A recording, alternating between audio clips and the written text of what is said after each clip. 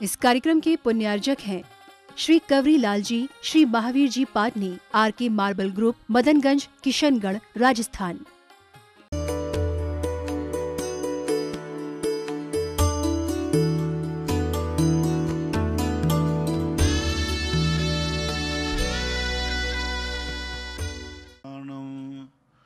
नमो सिद्धाणं नमो आयर्याणं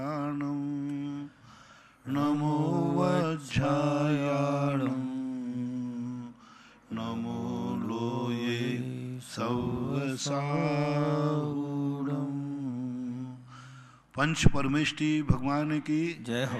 आचार्य श्री गुरुवर कुंद कुंद महाराज की जय हो। आचार्य श्री गुरुवर विद्यासागर महाराज की जय हो। परम पूज्य निर्यापक मुनि श्री 108 सुधा सागर जी महाराज की जय। समस्त मुनि संघ की जय। परम पूज्य मुनि श्री निष्कंप सागर जी महाराज की जय। गांधी धाम गुजरात से श्रीमती सरिता जैन, इनकी जिज्ञासा है, महाराज श्री के चरणों में नमोस्तु।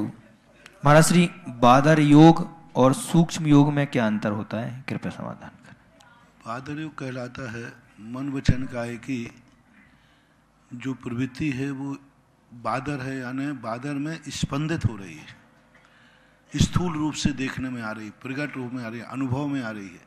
सूक्ष्म बादर योग यानी बिल्कुल मंद गति से अब भगवान का चलना फिरना उठना बैठना सब बंद हो गया। पहले तो कम से कम वो चल रहे थे, उठ रहे थे, बैठ रहे थे, शरीर में क्रियाएं हो रही थी। अब जब सूक्ष्म काय योग सूक्ष्म में स्थित होते हैं, उसके बाद उनके मन वचन काय की जो कुछ भी स्थिति है, भाव रूप तो वहाँ है नहीं, द्रव्य रूप जो भी वहाँ होता है वो भी सब एक टंकोत्कीर्ण हो जाता है, स्थिर हो जाता है। उस समय वो सूक्ष्म काय योग के में स्थित होकर के द्वितीय शुक्ल ध्यान करते हैं। सूक्ष्म काय योग जो है, जब किसी भी जीव की आयु एक अंतर्मुहूर्त शेष बचती है, उस समय वो सबसे पहले मनोयोग को सूक्ष्म करते हैं, फिर बादर काय योग से वचन योग को सूक्ष्म करते हैं, फिर दोनों सूक्ष्म को खत्म करके अंत में जब सूक्ष्म काय योग में स्थित होते हैं, उस समय तृतीय शुक्ल ध्यान को ध्याते हैं। तो एक मन वचन काय की चंचलता को रोकने के लिए एक क्रम है। जैसे कोई चीज़ तेजी से कांप रही है तो पहले वो धीरे धीरे होगी, धीरे धीरे होगी, बिल्कुल स्पंदित। तो एक सैद्धांतिक प्रक्रिया है। मोक्ष जाने वाले 13वें गुण स्थान में सूक्ष्म योग होता है। RK पुरम कोटा से जयंती जैन, इनकी जिज्ञासा है, महाराज श्री के चरणों में नमोस्तु। महाराज श्री, श्रावक के षटावश्यक होते हैं, देव पूजा, गुरु उपासना, स्वाध्याय, संयम, तप। तो महाराज श्री, इसमें कुछ लोग कहते हैं कि पूजन करने से ही श्रावक के पूरे 6 आवश्यक पालन हो जाते हैं, क्या यह सही है, कृपया समाधान। उतने तत्व चिंतन के साथ पूजा करे तो, जो पूजा में तत्व चिंतन भरा हुआ है, अर्थ सहित करे, भाव सहित करे, ध्यान सहित करे तो। बाकी ऐसा नहीं है, पेपर तो पेपर ही होता है। जब 6 प्रकार के आवश्यक रखे हैं तो 6 प्रकार के ही हैं। ऐसे तुम लोग शॉर्टकट ढूंढ रहे हो तो फिर मैं भी शॉर्टकट ढूंढ लूं।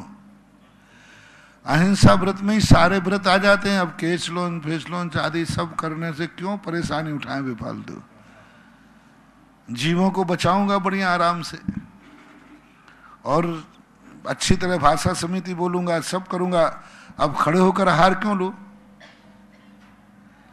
क्योंकि वो तो सब 5 महाव्रतों में से कोई व्रत में आते ही नहीं। ऐसा नहीं, हर पेपर का कोई ना कोई महत्व होता है। और जो 28 पेपर हैं तो 28 ही हैं, आपके 6 पेपर हैं तो 6 ही हैं। अपनी अपनी सुविधा के अनुसार गर्भित करना ये बहुत बड़ा प्रमाद है। जो पूजा प्रेमी है वो कहते हैं हमारे 6 आवश्यक पूजा में हो गए, और जो स्वाध्याय प्रेमी है वो कहते हैं हमारे 6 आवश्यक स्वाध्याय में हो गए, और जो गुरु भक्त है वो कहता है हमने तो महाराज की वो पूजा कर ली, आहार दे लिया तो 6 आवश्यक हो गए। तो ये अपने अपने मन से मनगणंत करना ये ठीक नहीं है। 6 आवश्यक हैं तो 6 ही हैं, न 5 करना, न एक दूसरे को गर्भित करना। ऐसा इंदौर से महेंद्र जैन पत्रकार, इनकी जिज्ञासा है, महाराज श्री चरणों में नमोस्तु। गुरुवर, जब किसी व्यक्ति को किसी अन्य से अपेक्षा होती है और वह अन्य व्यक्ति उस अपेक्षा की उपेक्षा कर देता है तो व्यक्ति टूट जाता है। ऐसी स्थिति में व्यक्ति को किस प्रकार धैर्य रखना चाहिए, कृपया मार्गदर्शन करें। हमारे यहाँ एक सत्कार पुरस्कार नाम का एक परिचय है। ये हमारे कर्मों के उदय के अनुसार होता है, क्योंकि कभी कोई सत्कार करता है, अपेक्षा करता है, कभी उपेक्षा करता है, उसकी मनमानी है। तुम्हारे लिए क्या नुकसान है? कोई तुम्हारा सत्कार ना भी करे तो तुम्हें कोई घाटा नहीं, और वो सत्कार करे तो तुम्हें कोई फायदा नहीं है। जिसका सत्कार किया जा रहा है उसको तो कोई फायदा है नहीं, जिसका तिरस्कार किया जा रहा है उसको भी कोई फायदा नहीं। हानि किसको है? सत्कार पुरस्कार करने वाले को। यदि किसी ने तुम्हारी उपेक्षा कर दी तो तुम्हारे लिए क्या नुकसान है? कोई नुकसान नहीं। जो उपेक्षा कर रहा है नुकसान तो उसका है। अशुभ कर्म तो उसे बंद होंगे, नीच को तो उसे बंद होंगे, मायाचारी वो करेगा। मान लीजिए कोई किसी का सत्कार मायाचारी से करता है, तुम्हें माला मायाचारी से पहना दी, तुम्हें जय जिनंद मायाचारी से कर लिया, मुझे नमोस्तु किसी ने मायाचारी से कर लिया, तो हमारा क्या बिगड़ गया? कुछ नहीं बिगड़ा। बिगड़ा के किसका? मायाचारी उसका बिगड़ा। एक बार बहुत पहले की घटना है, कुछ स्वाध्याय बंधु थे जिसे तुम मुमुक्षु आदि कहते हो, तो एक बार समाज को दिखाने के लिए, क्योंकि समाज में हंगामा खड़ा हो गया कि ये लोग साधुओं को नमस्कार नहीं करते, तो 10-15 महिला पुरुष थे, वो सब स्वाध्याय के बाद आए और सब लोगों ने क्या चालाकी की। अब मैं तो चालाकों का भी चालाक हूं, पकड़ लेता हूं। सब अपने अपने हाथ में शास्त्र लेके आए और ऐसा नमस्कार किया कि आप लोग भी नहीं करोगे, और बिल्कुल साथ में झुका के शास्त्र से नमस्कार कर लिया।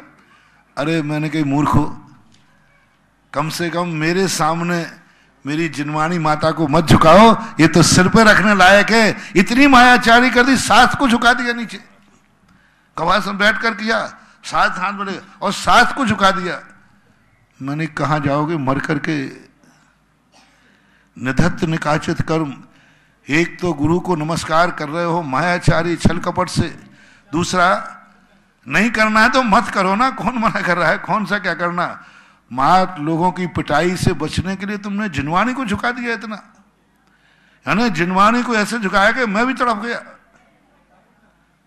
तो मैंने तुरंत कहा, मैंने कहा भाई जिनवाणी को ऊपर रख दो, जिनवाणी को मत झुकाओ, तुम्हें झुकना हो तो झुको, नहीं झुकना हो तो पधारो। अब बोलो कितना छल और कपट है, कितना छल कपट है। तो ऐसी स्थितियों में आप हमेशा ध्यान रखना, तुम्हारी यदि कोई उपेक्षा कर रहा है तो तुम्हें कोई घाटा नहीं है, किंचित मात्र भी घाटा नहीं। कर्मबंध उसी को हो रहा है और उसको अकल उस समय आ जाएगी जब उसकी स्वयं की जब उपेक्षा होगी। हर व्यक्ति को ध्यान रखना, जो आज तुम्हारे साथ कर रहे हैं कल उसके साथ भी होगा। तब कई लोगों को अकल आ जाती है, अब पता चला कि इसका क्या परिणाम होता है। इसलिए आप तो यही सोचिए, उपेक्षा करे चाहे अपेक्षा करे, तुम्हारे लिए कोई घाटा नहीं, किंचित मात्र भी नुकसान नहीं। तुम तो अपने आप में स्थित रहो, अपने स्वरूप का चिंतन करो। नसीराबाद से अशोक कुमार जन एडवोकेट, इनकी जिज्ञासा है, महाराज श्री की चरणों में नमोस्तु। महाराज श्री, क्या भगवान ऋषभदेव जी की आहार के लिए विचरण करती हुई मुद्रा की प्रतिमा को गर्भ, जन्म और तप कल्याणक तक की प्रतिष्ठा करके अपने आवास के रसोई जैसे पवित्र स्थान पर विराजमान करके प्रतिदिन मुनि महाराज की आहार बेला और नवदा भक्ति पूर्वक आहार दान की कृति कर्म को श्रावक अपने घर में संपन्न कर सकता है क्या? नहीं कर सकता। इससे अराजकता, अधार्मिकता फैल जाएगी और लोक व्यवहार हो जाएगा। क्योंकि 3 कल्याणक के बाद आप उस रसोई में मुनिराज को रखोगे। अब उस रसोई में आपने घर में मुनिराज रखे तो ध्यान रखना, मुनिराज के रहते हुए आप संसार के कार्य नहीं कर पाओगे। मुनिराज के सामने तुम भोजन नहीं कर पाओगे। मुनिराज की मूर्ति रखी है, 3 कल्याणक हो गए, दीक्षा होगी, और मुनिराज के सामने भी आप मंदिर में जो कार्य करते हैं वही मुनिराज के सामने आप घर में रहेंगे। अशुद्धि के समय हुए तो फिर क्या होगा? आप घर में भोजन बनाए तो उसी रसोई में यदि आपका अशुद्ध भोजन बनेगा, आलू प्याज बनेंगे तो उसी रसोई में चाय पानी बनेगा, तो उसी रसोई में पता नहीं क्या क्या बनेगा, तो और महाराज तुम्हारे घर में बैठे हैं, और महाराज यदि घर में बैठे हैं तो फिर गृहस्थी का कार्य आप कर ही नहीं सकोगे। इसलिए आप कोई भी कल्याणक करने के बाद, कम से कम दीक्षा कल्याणक के बाद की कोई भी मूर्ति प्रतिष्ठित आप अपने घरों में, प्रतिष्ठानों में कदापि नहीं रख सकते। रखते हो तो महान महान दोष है। ग्रस्त अवस्था तक की राज अवस्था होती है, वहां तक तो वो भी ग्रस्त हैं, लेकिन जैसे उनकी मुनि दीक्षा का दीक्षा कल्याणक हुआ फिर तो बहुत बड़ी चीज बन जाएगी। कहीं नहीं रख सकते आप उनको। और वो भी आपने कहा 3 कल्याणक करके आहार की मुद्रा। फिर ये बताओ, एक तो हुआ ये चरणानुयोग के अनुसार दोष, फिर आप उस मूर्ति का केवल ज्ञान कल्याणक कब बनाओगे?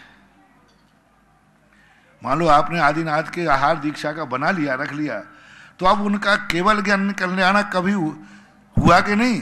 साक्षात आदिनाथ भगवान को आहार के बाद कभी केवल ज्ञान हुआ था कि नहीं? तो तुम्हारी मूर्ति को कब होगा? कब होगा? तुम करोगे कि तुम्हारा बेटा करेगा कि पोता करेगा? कभी तो करोगे। फिर क्या करोगे उसको? क्योंकि आहार की मुद्रा की तुमने मूर्ति बना ली, देखना कितने बड़ा दोष आएगा। आहार लेते हुए बना लिया, मान लिया तुमने इसलिए कि मैं आहार दूं। अब भगवान क्या अनंत अनंत काल तक आहार ही लेते रहे? अब उस मूर्ति को तुमने 3 कल्याणक तो करा चुके हो, और तीसरे कल्याणक में आपने आहार की मुद्रा बनाई। अब उन भगवान को केवल ज्ञान कब कराओगे? और केवल ज्ञान कराओगे तो इस मुद्रा का क्या होगा? फिर छेनी से कटवाओगे, छटवाओगे? क्योंकि इस मुद्रा में कभी केवल ज्ञान होता नहीं। और इस मुद्रा की मूर्ति यदि तुमने बना ली तो इस मुद्रा में केवल ज्ञान नहीं होगा, और कब तक नहीं होगा। इसलिए इन मुद्राओं की मूर्ति नहीं बन सकती, प्रतिष्ठा करके नहीं बन सकती। सिंबॉलिक चित्र आदि बनाना अलग चीज है, प्रतिष्ठित मूर्ति कदापि नहीं। ये 2 बहुत सैद्धांतिक रूप से बाधा आएगी। ध्यान। चरणों में नमोस्तु। महाराज श्री पद्म पुराण जी में लिखा है कि हर 1000 वर्ष के बाद कल्कि राजा और हर 500 वर्ष के बाद उपकल्कि राजा होता है।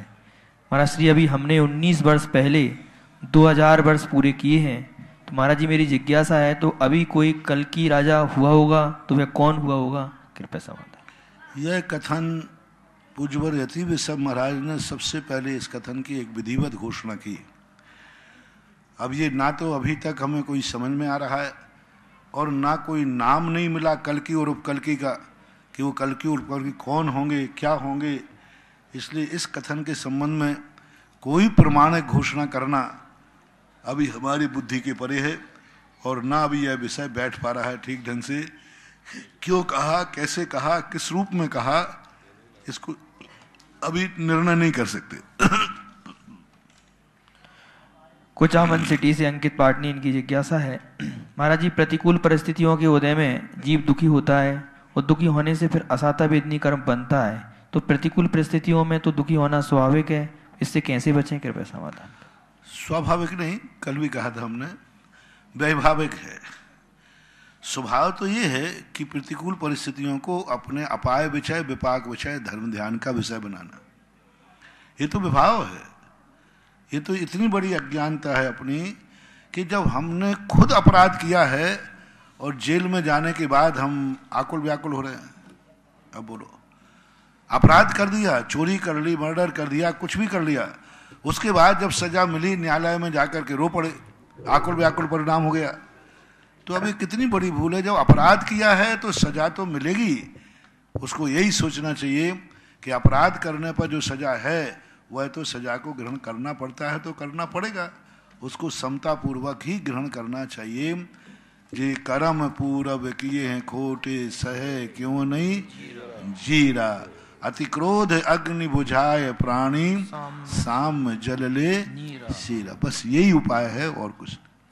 ऑनलाइन जिज्ञासाओं के बाद यहाँ उपस्थित सभी श्रावक श्रावकाएं और जिनवाणी चैनल और सुधा कलश चैनल के माध्यम से देख रहे देश विदेश के सभी श्रावक श्रावकाओं की ओर से परम पूज्य श्री के चरणों में कोटिशः नमोस्तु नमोस्तु नमोस्तु गुरुवर। और आज की प्रथम जिज्ञासा के लिए आमंत्रित कर रहा हूँ श्री सुरेंद्र कुमार जी जैन, अलीगढ़ टोंक, और तैयार रहेगी श्रीमती सरिता जी जैन, अलीगढ़ टोंक। बोलिए बोलिए। हाँ बोलिए। गुरुवर के चरणों में त्रिबार नमोस्तु नमोस्तु नमोस्तु। गुरुवार 23 नवंबर 2019 की घटना है कि मैं अलीगढ़ से कोई शादी समारोह में जा रहा था करवर के लिए।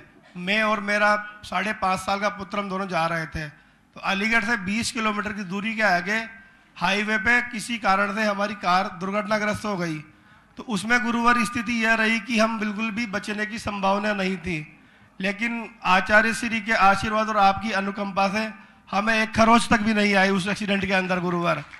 तो गुरुवार मेरी जिज्ञासा है कि हमारे ऐसा कौन सा अशुभ कर्म का उदय था कि जिसकी वजह से तो वो दुर्घटना हुई, और कौन से पुण्य कर्म का उदय था कि हम उसमें सुरक्षित बच के आ गए और हमें 1 रुपए की भी दवाई लेने की जरूरत नहीं पड़ी गुरुवार। बहुत कोई ना कोई कर्म का उदय आता है।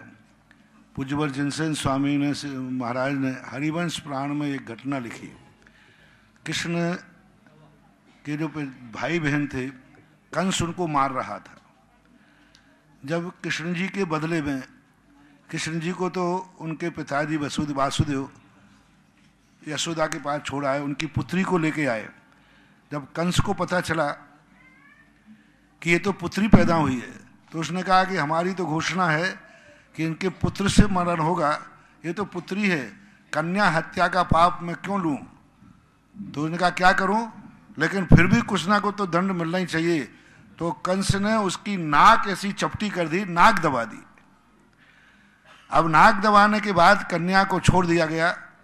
कन्या बाद में जब बड़ी हुई तो सब लोग उसको चपटी नाक करके चढ़ाते थे।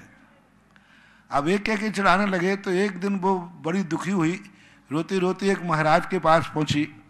तो महाराज के पास पहुंचने के बाद कहा गया कि ऐसा हमने कौन सा पाप किया?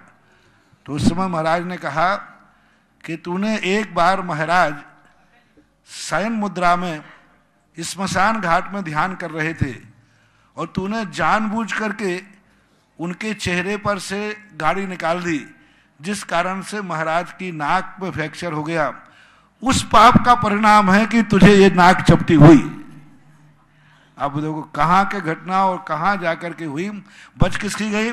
क्योंकि तूने संभाल करके कहा कि इसको प्राण तो नहीं लेना है लेकिन दुखी करना है। तो कोई ना कोई कर्म का उदय ऐसा होता है जिस कर्म के कारण से स्थितियां बनती हैं। अब कर्म के अनेक भेद हैं। जो दुर्घटना हुई वही कर्म उदय था और उसमें कमी थी सो बच गए, यही कारण माना जाता है। गुरुवार में इसलिए मैं सदा कहता हूं कि हर लोग व्यक्ति अपना सदा पुण्य कमा के रखो, पता नहीं किस मोड़ पर कब कौन सा पुण्य काम आ जाए। गुरुवार में जो इस दुर्घटना में जो सुरक्षित बच के आया, तो मेरी भावना है कि गुरुवार में अलीगढ़ मंदिर में एक स्वर्ण कलश मंदिर जी में चला जाता भगवान का अभिषेक के लिए। बहुत अच्छा। उसकी 1 लाख रुपए की लागत गुरुवार मेरी ओर से सप्रेम बैठ। बहुत अच्छा। श्रीमती सरिता जी जैन की बात है रहेंगे। श्री जय कुमार जी जैन बंधुओं, परम पूज्य श्री के आशीर्वाद से नववर्ष 1 जनवरी 2020 तपोदय तीर्थ क्षेत्र पर परम पूज्य श्री के सत्संग सानिध्य में उस भूमि पर जहां पर स्वयं पार्श्वनाथ भगवान ने मुनि अवस्था में जहां तप किया और केवल ज्ञान प्राप्त किया, उसी भूमि पर महाशांति धारा और मूल नायक पार्श्वनाथ भगवान का अभिषेक परम पूज्य श्री के मुखारबिंद से जो भी लोग करवाना चाहें अपनी अपनी भावनाएं बनाएं और 1,11,000 रुपए की राशि से उस दिन परम पूज्य श्री के मुखारबिंद से अपने परिवार के नाम की शांति धारा करवाएं और सातिशय पुण्य का अर्जन करें और पूरा वर्ष आपका मांगलिक और मंगलमय बीते।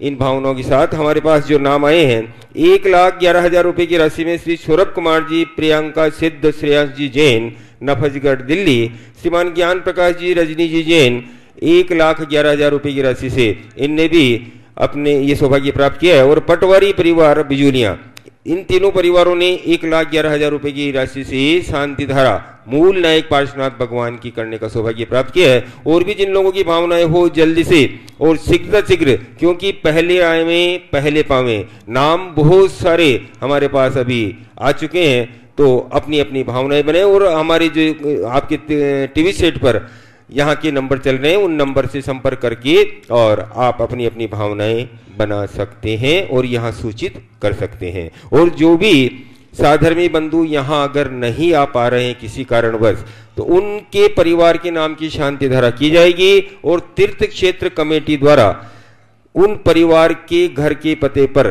गंधोदक और एक चांदी का कलश, गंधोदक का कपड़ा बाई पोस्ट हम यहाँ से उनके घर पे भिजवाएंगे, ऐसी व्यवस्था की जा रही है। तो जिन लोगों की भावनाएं हैं यहाँ नहीं आ पा रहे हैं, वो भी अपनी अपनी भावनाएं बनाएं और यहाँ पर अपने अपने नाम शांति धारा में लिखवा के शातिशय पुण्य का अर्जन करें। जिज्ञासा रखें। नमोस्तु महाराज, नमोस्तु महाराज, नमोस्तु महाराज। महाराज जी मेरी जिज्ञासा है कि अब मैं गंधोदक घर पे लेकर जाती हूँ, उसमें कितना दोष है या नहीं है, कितना दोष कितना पुण्य है? क्या बोले साहब? अपन गंधोदक घर पे लेके जाते हैं हाँ। तो उसमें कितना दोष है, कितना पुण्य? गंधोदक घर पे लेके जाते हैं तो कितना? कोई दोष नहीं, काय का दोष नहीं भैया, नहीं। हाँ, गंधोदक को घर ले जाने में कोई बाधा नहीं, उसका दुरुपयोग नहीं करना, अच्छा उपयोग करना। श्री महावीर भैया जी और उसके बाद तैयार रहेंगे जय कुमार जी जैन। महावीर भैया जी अजमेर। मेरे गुरुदेव को बारंबार नमोस्तु।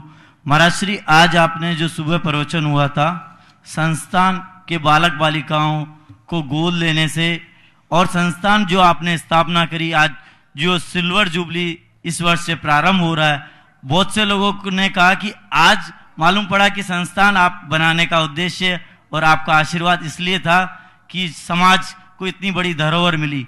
और एक सज्जन हाँसी के हैं, उनका एक बालक गोद लिया था, लेकिन उनका फिर बाद में भाव हुआ कि हम बहुत बड़ा काम करना चाहते हैं महाराज श्री का मार्गदर्शन से। तो महाराज श्री पूरा भारतवर्ष जानना चाहता है कि संस्थान का आपका उद्देश्य ये बहुत। देखो, मेरा उद्देश्य जो है सहज में निकल आता है। आज प्रवचन प्रातः काल का यही था कि कोई भी क्रिया का अपने आप में मूल्यांकन देखा जाता है, कि जब भी कोई क्रिया होती है तो व्यक्ति को विचार करना पड़ता है कि हम उसका क्या उपयोग कर पा रहे हैं। और उपयोगिता देखना है कि आज सारे मंदिरों में, सारी दुनिया में गजब जब हो गया था कि एक दिन वो था कि हमारे मंदिरों में हमारे भगवान के अभिषेक की धज्जियाँ उड़ाई जाती थी कि अभिषेक एक गंदा पानी है, भगवान की सफाई के लिए निकाला जाता है। मैंने सन 1981 की घटना सुनाई थी कि कुछ लोग समय सार पढ़ने वाले समय सारियों ने समय सार के अध्यात्म का ऐसा नशा चढ़ा, हालांकि समय सार का नशा नहीं होता, लेकिन वही गेहूं को यदि सड़ा दिया जाए तो शराब भी बन जाती है और उसी गेहूं से व्यंजन बन जाता है। तो अध्यात्म का, तथाकथित अध्यात्म का ऐसा नशा चढ़ा कि हर मंदिरों में प्राय भगवान के अभिषेक को सफाई का पानी कहा जाने लगा। वहां पर जाकर के और पूजा पाठों को हे कहा जाने लगा। साधु संतों की उपेक्षा की तो चरम सीमा थी। ऐसे समय पर जब देखा तो उस समय 1996 में सांगानेर के अंदर ये बात सामने आई कि आज देखो बच्चे बिगड़ रहे और हर व्यक्ति एक ही बात कहता है, महाराज युवा पीढ़ी को संभालो, युवा पीढ़ी को कैसे सुधारें, बिगड़ रही है। तो मैं क्या करूं, कैसे संभालूं? आप हमारा साथ दो। भगवान भरोसे में नहीं छेड़ सकता। मैंने सुबह भी कहा था, मुझे भगवान पर भरोसा नहीं है कि समाज सुधार लेंगे, और मुझे अपने ऊपर भी भरोसा नहीं है कि मैं समाज सुधार दूंगा। मुझे अपने भक्तों पर भरोसा है कि वो मेरी बात मान जाए तो समाज सुधर जाएगी। और मैं जितनी भी सफलता होता हूं भगवान भरोसे नहीं होता हूं, भक्तों के भरोसे सफलता होती है, और भक्तों के कारण से। तो आज भक्तों ने इतना बड़ा कार्य कर लिया, संस्थान खोल करके। अब तो बच्चियों का भी संस्थान खुल गया। लोग कहते हैं महाराज आजकल की बच्चियां बिगड़ रही हैं, इसके साथ भाग रही हैं, ये कर रहे हैं, वो कर रहे हैं, तो उनको सुधारने का तरीका क्या? तो सबसे बड़ा जो स्वर्ण संस्थान सांगानेर है, आज देखो पूरे भारतवर्ष के मंदिरों में 10 लाख क्षण पर्व में जहां गंधोदक की निंदा होती थी, आज गंधोदक की पवित्रता की महिमा गाई जा रही है। जहां पर पूजा पाठ को हे कहा जाता था, आज वहां लोग पूजा पाठ लाइन लगा के कर रहे हैं। जिन नगरों में मुनियों की निंदा होती थी, आज उन मुनियों नगरों में मुनियों का आगमन हो रहा है। ये सारी देन श्रमण संस्कृत संस्थान सांगानेर की है, क्योंकि 10 लाख क्षण पर्व समाज का एक मूल पर्व होता है, जिस दिन हमेशा व्यक्ति मंदिर आता है, और 10 दिन की ही जो संस्कार हैं वो साल भर काम करते हैं। इसलिए ये जो आज आपके ऊपर जो प्रातःकाल दिया, और 1 जनवरी को मैंने सबके लिए संदेश दिया है, अब पुनः मत कहवाएं, आज सभी लोगों के लिए 1 जनवरी को क्या करना है, यूट्यूब पर प्रातः काल का प्रवचन जरूर सुन लें। आज पूरा प्रवचन 1 जनवरी को आपको क्या करना है, ये पूरा का पूरा उपदेश दिया, और 1 जनवरी को जो मैंने सूत्र दिए हैं वो करोगे, यही तुम्हारी साल भर का सगुन है, मंगलाचरण है। आज प्रातः काल का जो प्रवचन है पूरा का पूरा 1 जनवरी की सौगात दी कि सुबह उठ करके तुम्हें क्या क्या करना है, उस दिन आपको क्या क्या रूप करना है, किस किस किरदार से जीना है। तो आज प्रातः काल के प्रवचन को ही सुन ले तो ज़्यादा अच्छा है। उस समय हमने बड़े विस्तार से बताया, बहुत विस्तार से बताया और अच्छी तरह से कहा। अभी तो जिज्ञासा समाधान मात्र है। आज प्रातः काल का प्रवचन जो जिज्ञासा समाधान सुन रहे हैं वो प्रातः काल के प्रवचन को जरूर सुने, तो तुम्हें पता चल जाएगा कि तुम्हें क्या करना है और कैसे साल भर व्यतीत करना। भावित होकर श्री जिनेश जी नीरूजी जैन हासी ने 5 लाख रुपए की राशि से एक बच्ची को गोद लेने का सौभाग्य प्राप्त किया है, और श्री अवनीश जी, स्वाति जी, शाश्वत जी, अरहम जी जैन फरीदाबाद ने 1 लाख रुपए की राशि से एक बच्ची को गोद लेने का सौभाग्य प्राप्त कर रहे हैं। तो दोनों परिवारों के पुण्य की अनुमोदना। अगली जिज्ञासा जय कुमार जी जैन, और उसके बाद तैयार है कि श्रीमती सोनिया जी जैन आगरा। गुरुवर के चरणों में मेरा परिवार से त्रिवार नमोस्तु नमोस्तु नमोस्तु भगवान। भगवान महाराज जी, मेरी जिज्ञासा है कि पुष्पदंत भगवान से और शांतिनाथ भगवान के बीच में धर्म का बीच बीच विलोम क्यों रहा? पुष्पदंत भगवान से शांतिनाथ भगवान के बीच में धर्म का विलोप क्यों रहा? पुष्पदंत और शांतिनाथ भगवान के बीच में धर्म का विलोप रहा। हाँ, तो क्यों रहा? अब वहां के लोगों के पाप कर्म के उदय थे, इसलिए हुंडा और सर्पणी के दोष के कारण ये प्रसंग आता है कि ये सुबह 9वें भगवान से लेकर 15वें भगवान तक लोप रहा। लोप रहने का अर्थ इतना ही है कि श्रावक तो थे, मुनि महाराज नहीं थे। दिगंबर धर्म का लोप होने का अर्थ मुनिराज पूज्यवर यतिवर सब आचार्य महाराज ने लिखा, दिगंबर मुद्रा का अभाव हो गया था। श्रावक तो थे, सम्यक दृष्टि भी थे, मंदिर भी थे, सब थे, लेकिन दिगंबर मुनियों का मोक्ष मार्ग रुक गया था। तो बस ये मानने से, क्योंकि दिगंबर मुद्रा है तो जैन धर्म है, और दिगंबर मुद्रा नहीं है तो जैन धर्म का लोप माना गया। ये सबसे बड़ी विशेषता है, क्योंकि इसका नाम ही है दिगंबर जैन धर्म। तो कौन धर्म की ध्वजा क्या है आप तो पहचान में आएंगे नहीं। आप तो पता नहीं कौन कौन से, कोई कालांबर, कोई श्वेतांबर, कोई श्वेत कपड़े पहने, कोई काले, कोई पीले, कोई नीले, सब पहने। दिगंबर जैन धर्म की जो ध्वजा है वो दिगंबर मुनि मुद्रा ही है, और जब मुनि मुद्रा चली गई तो धर्म चला गया, ध्वजा खत्म तो सब खत्म हो जाता है। इसलिए ऐसा उस समय के लिए, उस समय के जीवों का ऐसे अशुभ कर्म का उदय होने से ऐसी घटना घट जाती है। श्रीमती सोनिया जी जैन के बाद तैयार रहेंगे श्री ब्रिजेश कुमार जी जैन आगरा। सोनिया जी जैन नहीं है, ब्रिजेश कुमार जी जैन वो भी नहीं है।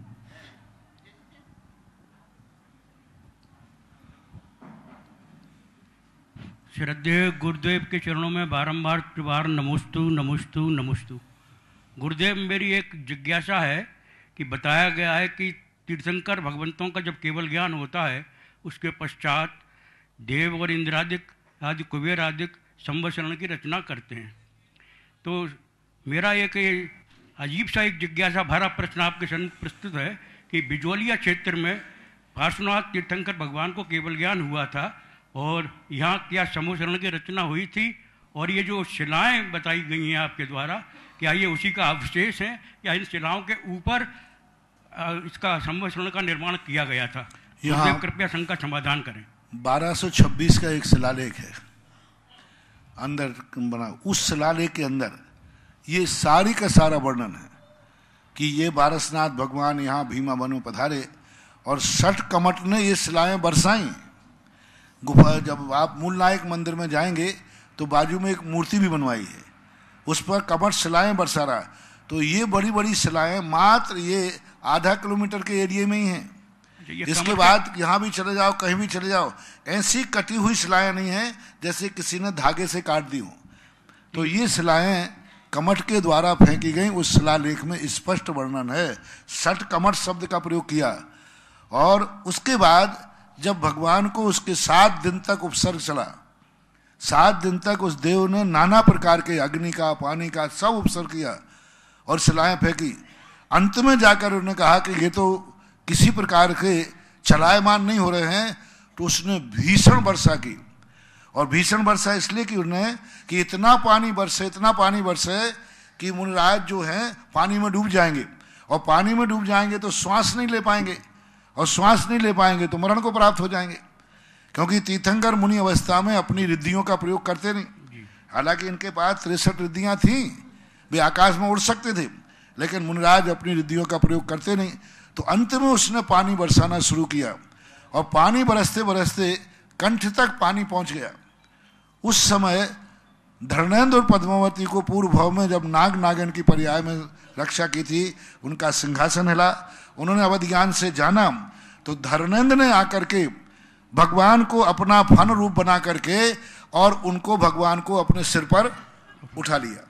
और जैसे जैसे पानी बढ़ता गया, वो धर्मेंद्र अपने आप ऊपर उठा लिया। अब ऊपर से भी वर्षा हो रही थी पानी की, तो जो फन तो फैला दिया था, जो पद्मावती साथ में आई थी, उन्होंने अपनी विक्रिया से छत्र लगा दिया। छाता, आपकी भाषा बोल दो छाता। जैसे पानी बरसता है ना, तो कोई नेता को हो तो छाता लगा देते हैं। तो पद्मावती ने भगवान को नहीं उठाया। उठाया किसने? धर्मेंद्र ने। फन भी धर्मेंद्र नहीं फैलाया, और पद्मावती ने उनके ऊपर छत्र लगा दिया। तो ऊपर की बरसात से बचने की ऐसी मूर्तियां बहुत मिलती हैं। कटनी के अंदर ऐसी मूर्ति है, देवगढ़ उत्तर प्रदेश में ऐसी मूर्ति है कि धर्मेंद्र तो फन फैलाए हैं, पद्मावती बाजू में खड़े होकर के भगवान के ऊपर छत्र पकड़े हुए हैं। तो ये उपसर्ग की जो मुद्रा है उस समय हुआ, और 7 दिन तक निरंतर ये घटना चलती रही। अंतिम दिन जब वो धर्मेंद्र आए और पानी बरसता गया, तो उस समय भगवान को केवल ज्ञान हो गया। जैसे केवल ज्ञान हुआ, तैसे ही केवल ज्ञान के बाद सब उपसर्ग खत्म हो जाते हैं, और जो कमठ था उसको बोध हो गया। केवल ज्ञान होते ही उसके अंदर मिथ्यात्व समाप्त हुआ। समोषण में जाकर के भगवान की, और इन्हीं शिलाएं जो फेंकी थी, कुबेर ने आकर के इनको वहीं पर जमा करके, जिस स्थान पर केवल ज्ञान होता है वहीं पर समोषण की रचना कर दी जाती है। और वो रचना करके वो शिलाओं को बिछा करके, और भगवान की दिव्य धुनी हुई। कमठ ने भी सम्यक दर्शन प्राप्त करके और श्रावकों की सभा में बैठकर भगवान का उपदेश सुना। उसके बाद का उसके कोई वर्णन मिलता नहीं। तो ये शिलालेख के अंदर लिखा है, उसको साक्षी मान करके ही मैं प्रवचन में बोलता हूँ, क्योंकि आज से 800 साल पुराना शिलालेख है, कोई साधारण नहीं है। गुरुदेव, आपकी कृपा से आज मेरा बहुत बड़ा समाधान हुआ है जिज्ञासा का, क्योंकि कमठ के द्वारा ये शिलाएं जो बरसाई गई थी, इसीलिए आज तक स्थिर है। नमोस्तु गुरुदेव, बारंबार नमोस्तु नमोस्तु। शिल्पा जी जैन रायपुर, और उसके बाद तैयार रहेंगे डॉक्टर सुबोध कुमार जी जैन कोटा। नमोस्तु महाराज जी, नमोस्तु महाराज जी, नमोस्तु महाराज जी। महाराज जी, मेरी 2 जिज्ञासाएं हैं। एक तो आपने कहा था कि स्त्रियों को कभी कायोत्सर्ग नहीं करना चाहिए, स्त्रियों को कभी कायोत्सर्ग नहीं करना चाहिए। तो महाराज जी, जब हम कोई नियम लेते हैं या स्वाध्याय करते हैं, तब कायोत्सर्ग नहीं करना चाहिए क्या? इसको कायोत्सर्ग अपन कहते हैं। ये 9 बार नमोकार मंत्र है। कायोत्सर्ग का अर्थ होता है निश्चित समय के लिए अपने शरीर के प्रति मोह ममता छोड़ देना। अब कितना भी उपसर्ग आ जाए, कुछ भी हो जाए, वो चलायमान नहीं होगा। लेकिन आप स्त्रियों को इसलिए मना किया क्योंकि आपकी पर्याय ऐसी है। मान लीजिए आपने कायोत्सर्ग करने के लिए खड़े हो गए, उसी समय जोर से हवा का झोंका आ गया और आपके वस्त्र अस्त व्यस्त हो गए, तो आपका मन कायोत्सर्ग में लगेगा या वस्त्रों को संभालने में लगेगा? वस्त्रों में लगेगा। संभालने, तो आपका कायोत्सर्ग टूट जाएगा, दोष लगेगा। कोई प्रकार का, किसी प्रकार का कोई उपसर्ग संकट आ गया, तो उस समय आप अपने आप को बचाने का प्रयास करना पड़ेगा। तो स्त्री पर्याय एक ऐसी है कि संकल्पित कायोत्सर्ग नहीं कर सकती, और कायोत्सर्ग बिल्कुल संकल्पित होता है, चाहे कुछ भी हो जाए। तो कायोत्सर्ग का मना किया है, 9 बार नमोकार मंत्र पढ़ने का नहीं। कायोत्सर्ग अलग चीज है, 9 बार नमोकार मंत्र अलग चीज है। लोगों ने 9 बार नमोकार मंत्र को कायोत्सर्ग मान लिया है। वस्तुतः शास्त्रों में कायस्वर का अर्थ है अपने शरीर से ममत्व छोड़ करके और धात्मा में स्थिर हो जाना। इसलिए सामान्य नौवार नमोकार मंत्र पढ़ने में कोई बाधा नहीं, लेकिन प्रतिमा योग और कायस्वर आप नहीं कर सकते। ऐसा महाराज जी, मेरी दूसरी जिज्ञासा थी कि आपने बताया था आरिका माता जी को कभी धर्म के अनुसार गुरु नहीं मान सकते। गुरु नहीं हो सकते, क्योंकि गुरु दिगंबर धर्म के अनुसार नियम से दिगंबर जैन मुनि ही गुरु हैं। एक धागा भी जिसके पास है, चाहे वो आरिका हो, चाहे एलक हो, चाहे चुल्लक हो, चाहे ब्रह्मचारी हो, चाहे पंडित हो, वो धार्मिक गुरु नहीं हो सकते। अब लौकिक गुरु हैं तो लौकिक गुरु तो अब सबको मानते ही है नहीं, क्योंकि पंच परमेष्टि में पंच गुरुओं का हमारे यहाँ स्वरूप है, लक्षण है कि लक्षण है जो अरहंत का लक्षण अलग है, आचार्य का अलग, उपाध्याय का अलग, मुनि महाराज का अलग, और आरिका पंच परमेष्टि में नहीं आती हैं, इसलिए वो गुरु के अधिकारिणी नहीं है। गुरु पद बहुत महत्वपूर्ण है। जो महाराज जी, तो फिर हम उनसे प्रायश्चित या नियम ले सकते हैं कि नहीं? नियम लेना आदि अलग चीज है, गुरु मानना अलग चीज है। नियम तो आप भगवान के सामने भी ले सकते हैं। आरिका माता कोई नियम देती है तो देगी, उपदेश तो देती है। आरिका माताओं ने बड़े बड़े उपदेश दिए। आरिका माताओं के उपदेश से कई मुनि बने। बहुत बड़ा हमारे ज्ञान सागर महाराज ने भद्रोदय लिया, एक आरिका ने जाकर के उपदेश दिया, उनके उपदेश से प्रभाव होकर मुनि बने, लेकिन वो गुरु नहीं बनी। उपदेश अलग चीज है, नियम उनकी प्रेरणा से लेना अलग चीज है, और गुरु बनाना अलग चीज है। गुरु नहीं हो सकते। डॉक्टर सुबोध कुमार जी जैन के बाद तैयार रहेंगी श्री किरण जी जैन ठुकराई। बंधुओं, अभी सांगानेर संस्थान के लिए जो घोषणा हुई थी, उसके लिए सांगानेर संस्थान में जो भी बंधु एक बच्चे को 5 साल के लिए गोद लेना चाहें, उसके लिए 5 लाख रुपए की राशि, और जो 1 वर्ष के लिए गोद लेना चाहें उसके लिए 1 लाख रुपए की राशि रखी गई है। जिन लोगों की जैसी भावनाएं हैं, अपनी अपनी भावनाएं प्रेषित सांगानेर संस्थान से करें। अल्पश्रुतं श्रुतवतां परिहास धाम त्वद्भक्तिरेव मुखरी कुरुते बलान्मा यत् कोकिलः किल मधौ मधुरं विरौति तच्चाम्रचारु कलिकानिकरैक हेतु। श्रवण मुनि पुंगव 108 श्री सुधा सागर जी महाराज के चरणों में बारंबार नमन करते हुए, महाराज श्री, मैं अल्पज्ञ इस पर्याय में विज्ञान का विद्यार्थी रहा हूँ, तो आज दिन भर से वही अंतर्द्वंद अभी भी चल रहा है। अभी तक यही मान के चलते थे कि केवल ज्ञान जो है वो अक्षय अनंत ऊर्जा का पर्याय है, पर आज जैसे आपने कहा कि वही क्रिया का रूप है, तो महाराज जी क्रिया का तो कोई गंतव्य होगा, उसका कोई मंतव्य होगा, कोई लक्ष्य होगा, ऐसा मैं। ऊर्जा का अर्थ होता है उसका प्रभाव, और प्रभाव को हम क्रिया नहीं कह सकते। केवल एक ज्ञान है, उसकी अर्थ क्रिया है, उसका कार्य है, वह अपने आप में जानने का कार्य करता है, और प्रभाव जानने का कार्य नहीं करता। वो तो जानने अपने आप प्रभाव होता है। जैसे किसी का कोई प्रभाव है तो उसके उपस्थित रहते ही आपको उसका प्रभाव महसूस हो जाए। जैसे केवल ज्ञानी का प्रभाव क्या है, भगवान के समोषण में जाकर के विकलांग भी पैर आ जाते हैं, अंधे को भी आंखें आ जाती हैं, अभी उनका प्रभाव है। ये ज्ञान का ज्ञान नहीं है, ये प्रभाव कहलाता है। जैसे मुनिराज कहीं गए तो पहले मुनिराज गए तो 6 ऋतु के फल आ जाते थे, 12 योजन तक सुभिक्ष पड़ जाता था, ये प्रभाव कहलाता है। भगवान जहाँ तक जाते 100 योजन तक सुभिक्ष होता है, ये प्रभाव है, ये एनर्जी है उनकी, ये कोई गुण नहीं है, ये किसी गुण की परिणति नहीं है। जैसे सुभिक्ष पड़ जाना, अभाव दुर्भिक्ष चल जाना, 6 ऋतु के फल आ जाना, ये कोई गुण नहीं है, ये एनर्जी कहलाती है, प्रभाव कहलाता है। और ज्ञान, केवल ज्ञान, एनर्जी यदि अपन मान लेंगे अकेले, तो एनर्जी एक प्रभाव का नाम, ये तो गुण है, ये पर्याय है, ये क्रिया कार्य करता है, ये वस्तु है। महाराज इस रूप में नहीं ले सकते जैसे आपने उपमा दी थी सूर्य के प्रकाश की। सूर्य का प्रकाश है, आज सोलर पैनल्स के द्वारा हम उसे एक एनर्जी में बदल रहे हैं, विद्युत ऊर्जा में बदले। जो किसान है उसको पानी मिल गया उसके थ्रू, जिसको गर्मी लग रही है उसको पंखे के रूप में हवा दे दी। कह सकते हैं आप, क्योंकि वो जड़ है। सोने का प्रभाव होता है, क्योंकि सोने में अर्थ क्रिया नहीं है ज्ञान रूप में, क्योंकि वो जड़ रूप है, अचेतन रूप है। एक इंद्री मान लो तो एक इंद्री है, उसमें ज्ञान, वो केवल ज्ञान जैसी क्रिया नहीं है।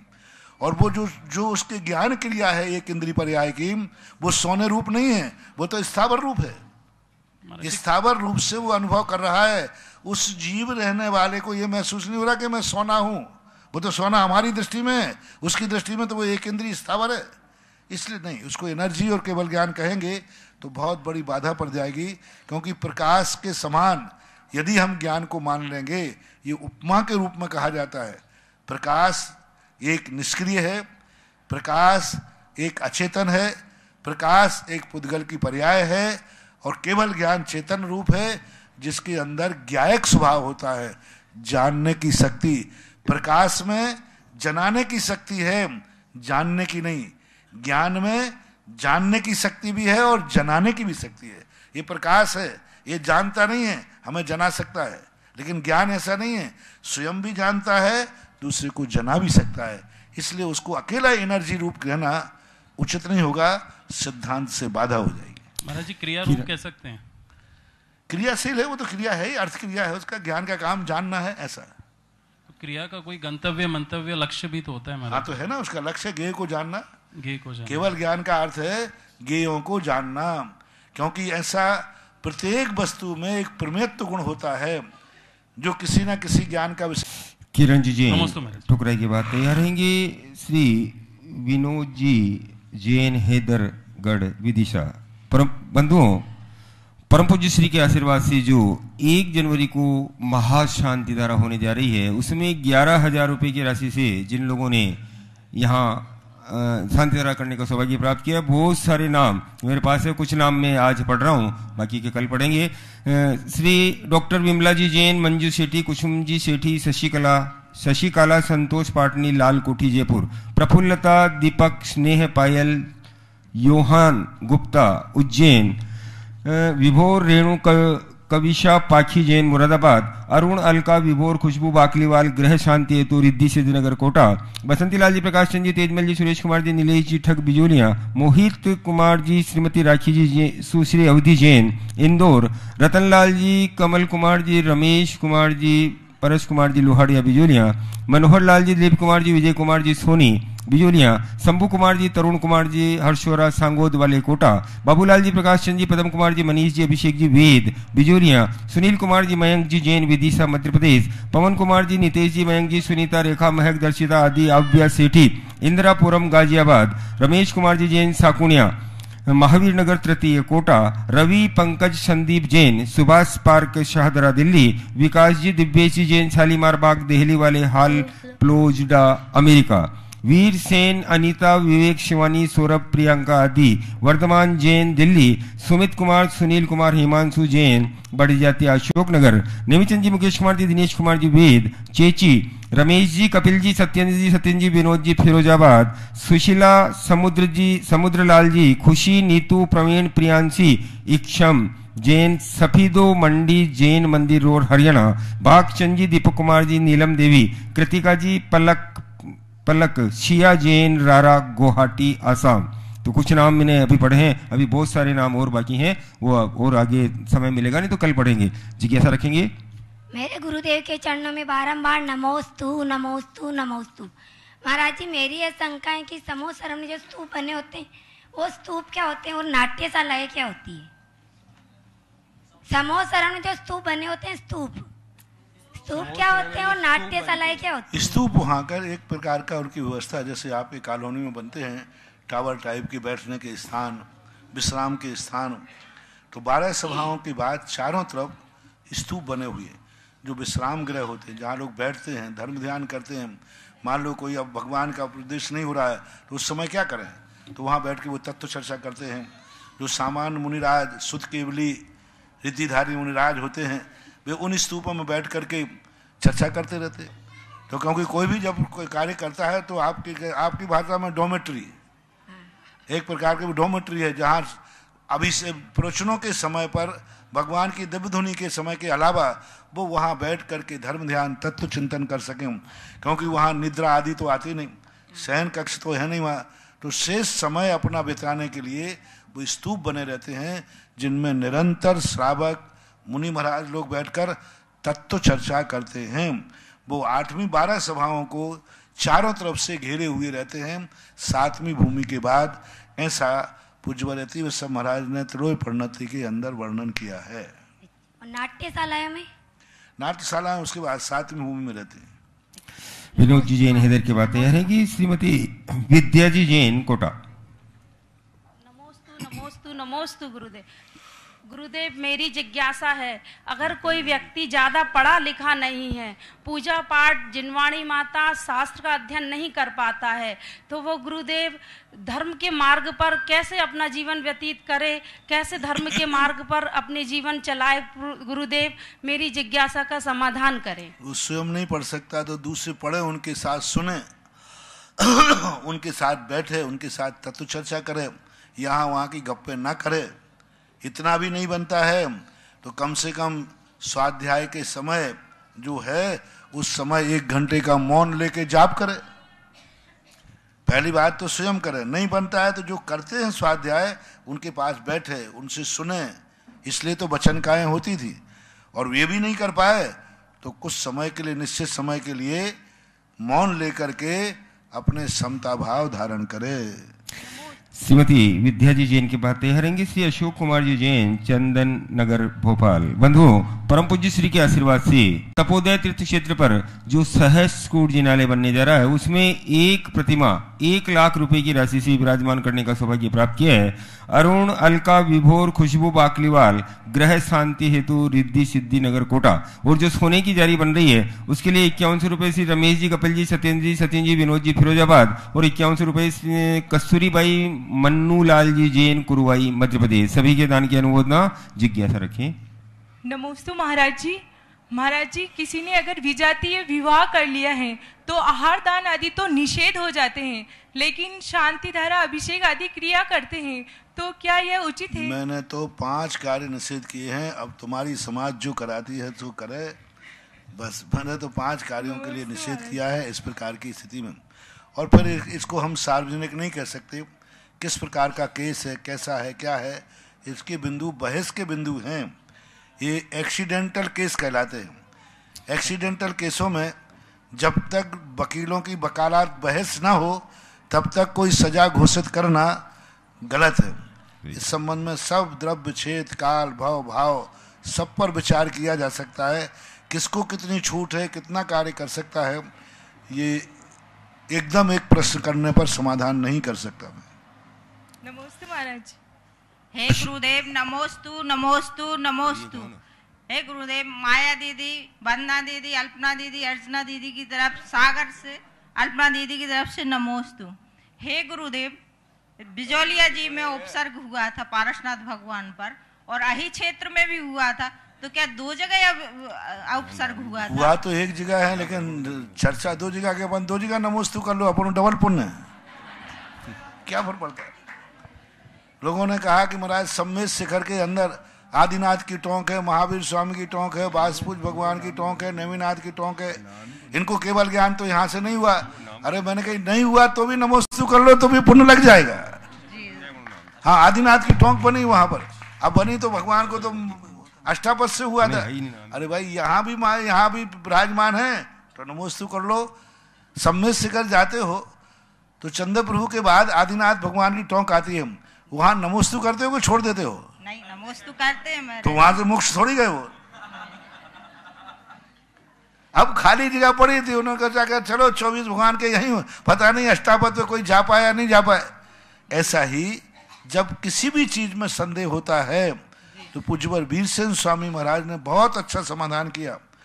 उन्होंने कहा कि जब 2 आचार्य प्रमाणिक कोई 2 मत की बातें बोलते हो, दोनों भिन्न हो, तो आप उनको दोनों मान लेना। उन्होंने कहा कि यह एलाचार्य का शिष्य इन दोनों में सही क्या है इस संबंध में अपनी जिह्वा नहीं हिला सकता, लेकिन ये पक्का है दोनों में से एक ही सही है।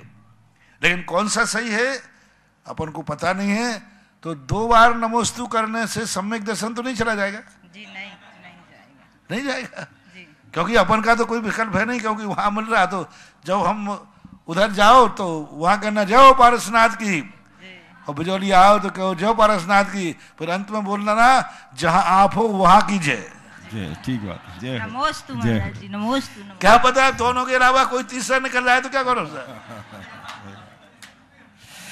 अशोक जी जैन के बाद तैयार रहेंगी श्रीमती सुनीता जी जैन बिजोलिया। प्रातः स्मरणीय संत शिरोमणि आचार्य श्री, क्योंकि अभी शास्त्रों के अंदर भगवान को केवल ज्ञान सकरगढ़ क्षेत्र के संबंध माना गया है। हरिवंश पुराण के अंदर भी आया और भी शास्त्रों में आया, सकरगढ़ नाम का स्थान है। अब सकरगढ़ वहां तो कहीं देखने में आ नहीं रहा है। यहाँ ये जो बिजोलिया है इस सकरगढ़ क्षेत्र में आता है। सकरगढ़ यहाँ से 20-30 किलोमीटर दूर पर सकरगढ़ है। तो ये उस समय चौथे काल में हो सकता है इस सकरगढ़ एरिया का साम्राज्य रहा हो। तो राज्य जैसे अपन बोलते ना राजस्थान से भगवान को केवल ज्ञान हुआ। अब राजस्थान तो कितना बड़ा है। इसी प्रकार सकरगढ़ शब्द का नाम प्रयोग किया है और सकरगढ़ यहाँ बाजू में ही सकरगढ़ है। और भीमा वन की बात जो कही गई वो सिस्टम सारे इसमें लागू होते हैं। इसी आधार पर शिलालेख में भी, और शिलालेख में जो लोलार्क नाम का दिगंबर जैन श्रेष्ठी था उसको स्वप्न में आया कि यहाँ पारसनाथ भगवान के केवल ज्ञान स्थली है और यहाँ उपसर्ग उसने किया था। और ये भी सपना दिया उस समय उस सेठ के लिए कि पारसनाथ यहाँ भीमा वन में आए हैं और यहीं उनको उपसर्ग हुआ, केवल ज्ञान हुआ। और इस दूसरा स्वप्न उनको आया कि इस कुंड के अंदर पारसनाथ भगवान कुंड में विराजमान है, उनको आप निकाल करके विराजमान करो। तो ये जो कुंड बना है इसमें से पारसनाथ भगवान की मूर्ति निकली और उस समय छोटी सी शिखर बना करके जो अभी बनी हुई है उसमें विराजमान कर दी गई। अब वो मूर्ति कालांतर में 3-4 हजार वर्ष हो गए लगभग, और या लोलार को माने तो 800 साल हो गए। समय समय पर कालाताई से नष्ट हो गई, चोरी ले गए, आताताई शक्तियों ने खंडित कर दी, तो ये क्षेत्र बाद में उजड़ गया, ऐसा माना। हाँ जी, प्रातः स्मरणीय संत शिरोमणि आचार्य श्री 108 विद्यासागर जी गुरुदेव के अनमोल रत्न।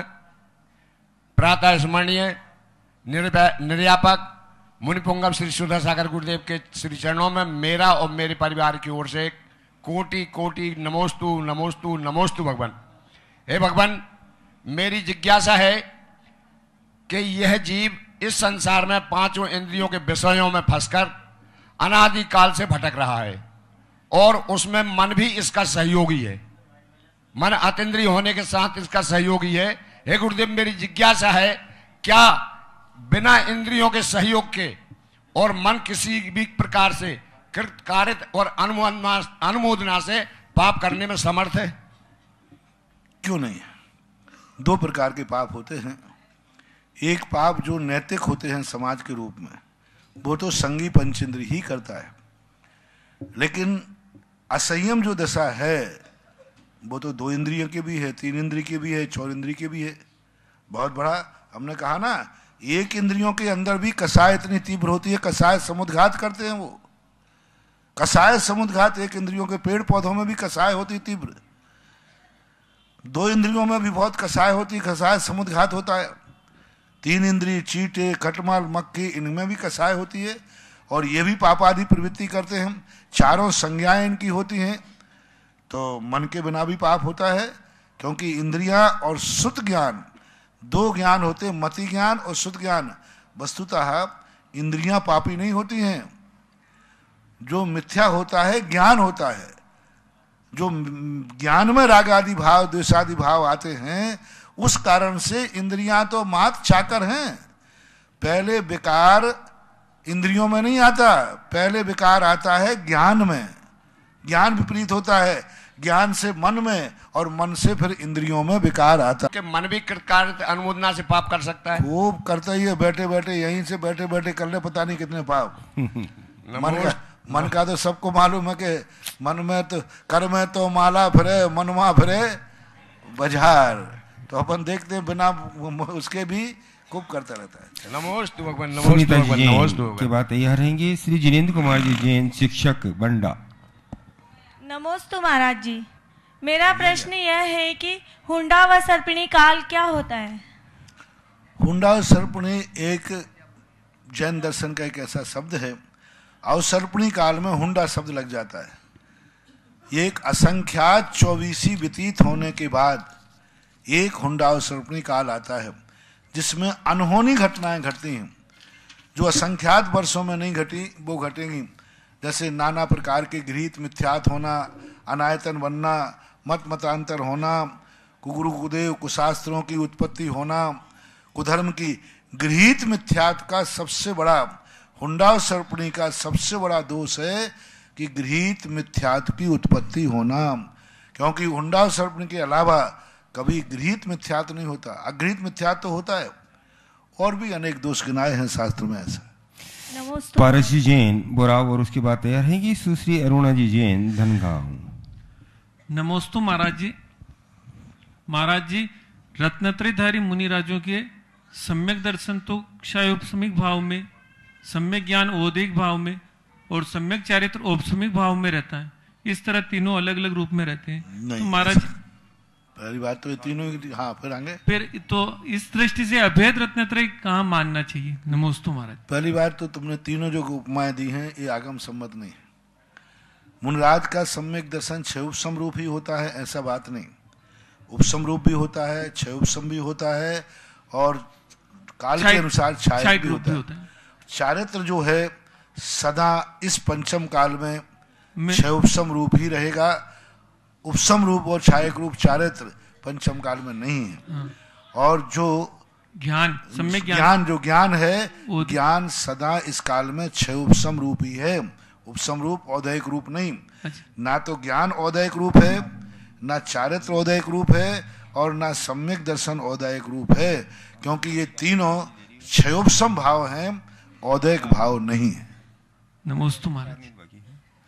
सुश्री अरुणा जैन की बातें हरेंगे श्री अनिल कुमार जी जैन अलीगढ़ टोंक। नमोस्तु महाराज जी। मेरा क्वेश्चन है कि तीर्थंकर भगवान की नाम लेने से या किसी भी मंत्र के जाप करने से कर्म कैसे करते हैं? कर्म कैसे करते हैं वो तो अपने आप, क्योंकि कर्मों का उदय आना होता है जब हमारे विशुद्ध भाव होते हैं। तो जो जैसे बेटा तुम्हें सरल उपाय समझाऊं, जैसे मान लो कोई घर में चोर घुसा है और उसी समय सामने से पुलिस आ जाए तो फिर पुलिस चोर क्या करते हैं? जल्दी जल्दी भागने का प्रयास, इधर से भागो, उधर से भागो, इधर से भागो। तो इसी प्रकार तीर्थंकर रूपी नमोकार मंत्र रूपी पुलिस का नाम लेते ही ये कर्म रूपी चोर यहां वहां से भागने की चेष्टा करते हैं। 12 भावना में लिखा कहीं कि जैसे चोर अंदर घुसे हैं और उसी समय संबर हो जाए तो अंदर के चोर भागने का प्रयास करते हैं। तो बस ऐसे मानो तीर्थंकर नमोकार मंत्र ये पुलिस के समान मानो और अपने अंदर के कर्म चोर के समान मानो। इनका नाम लेते ही यदि झूठ ही चिल्ला दो पुलिस आ गई, पुलिस आ गई, तो उस चोर की क्या स्थिति बनती है? भागने के छोड़ता है। ऐसे ही कर्म भी भागते हैं, ऐसा मानना चाहिए। इस कार्यक्रम के पुण्यार्जक थे Shri Kavari Lal ji, Shri Mahavir ji Patni, R K. Marble group, Madanganj, Kishangarh, Rajasthan.